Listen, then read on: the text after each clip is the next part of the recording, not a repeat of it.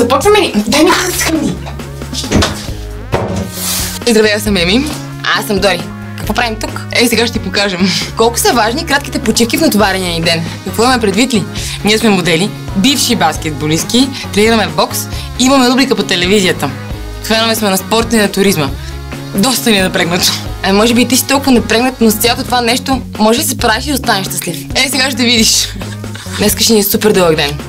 Очаква ни фотосесия след 20 минути, след това сме на среща с продуцента на предаването, после сме на прослушване на филмова роля, след това ще тренираме.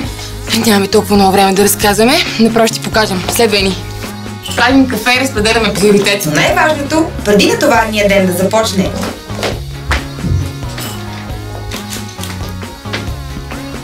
е да си дадем кратка почивка